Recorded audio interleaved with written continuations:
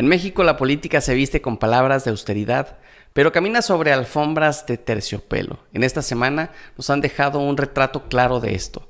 El discurso y la práctica de Morena se ha separado como el agua y el aceite, y los protagonistas no parecen querer reconciliarlos. Hoy vamos a repasar 5 hechos recientes que muestran cómo, mientras se predica humildad, se practica ostentación, y cómo es que se va preparando una reforma electoral que podría cambiar las reglas del juego sin que todos tengan voz en la mesa del debate. Comenzamos con la polémica más visible: dirigentes de Morena viajando y exhibiendo lujos que contradicen la llamada austeridad republicana que pregona mucho Claudia Sheinbaum. No hablamos de rumores, hablamos de imágenes y reportajes que muestran a Sergio Gutiérrez Luna y al mismísimo Andrés Manuel López Beltrán disfrutando de viajes a destinos exclusivos en Europa y Asia. El discurso de que en Morena no somos como los de antes se desmorona cuando la opulencia se exhibe sin pudor. El problema no es viajar, sino hacerlo bajo la bandera de un partido que ha hecho de la austeridad un estandarte político y moral. Aquí, la incongruencia no es un detalle menor, es un golpe directo a la credibilidad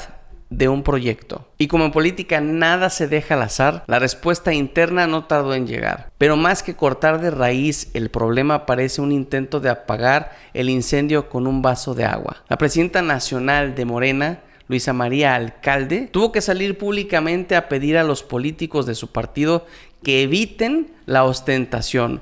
Un llamado que suena más a un regaño escolar que a una acción política seria. Porque seamos claros, si el discurso de austeridad fuera real y compartido, no haría falta recordarlo, y menos en una rueda de prensa. Este tipo de exhortación evidencia que dentro del partido hay quienes no creen que deben ser ejemplo de modestia. Lo más irónico es que el mensaje no incluye sanciones ni medidas que sean concretas. Solo se pide no presumir, como si el problema real y de fondo fuera la exhibición y no el gasto mismo. Pero mientras algunos intentan salvar las apariencias, desde la cima del poder se intenta reforzar la narrativa oficial, la de que todo debe hacerse con humildad y sencillez, aunque los hechos cuenten otra historia.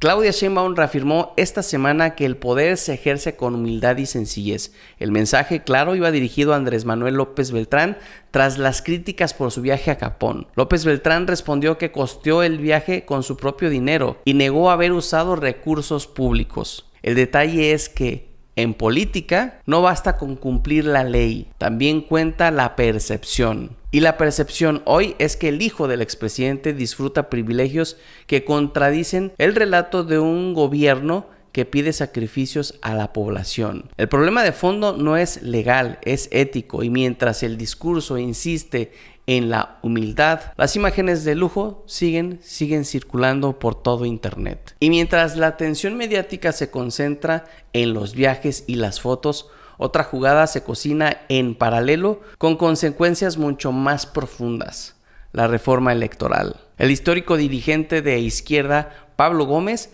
ha declarado que la reforma electoral que encabeza no será un producto de camarillas, sino que de un debate amplio. Sobre el papel suena bien, pero en la práctica las señales apuntan a un proceso controlado políticamente.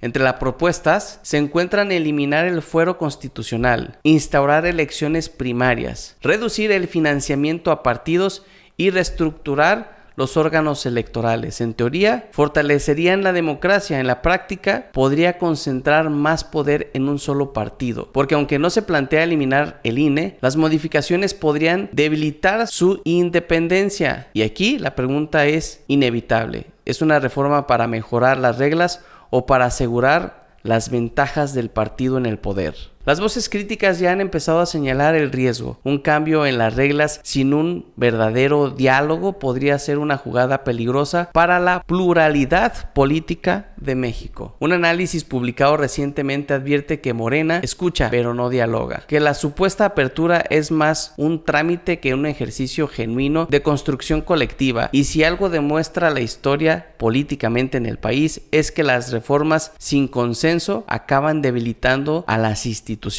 El INE es imperfecto, Sí, pero su independencia ha sido clave para evitar regresiones democráticas. Cambiarlo sin acuerdo amplio, en el mejor de los casos es un acto de soberbia y en el peor, un retroceso. En menos de una semana, la política mexicana nos ha dejado claro que el problema no es solo lo que se hace, sino cómo se hace. Que el discurso de la austeridad puede naufragar con un solo viaje en primera clase. Que una reforma electoral puede nacer débil si no se construye con todos los actores. Morena, que alguna vez se presentó como la alternativa ética y moral, enfrenta hoy el mismo riesgo que aquellos a quienes criticó. La desconexión entre lo que se promete y lo que se practica se ve ahora en Morena. Y esa desconexión, tarde o temprano, la termina pagando la ciudadanía, porque al final los lujos de unos pocos y las reformas sin consenso las padecen y las sufren la gente común, no los políticos.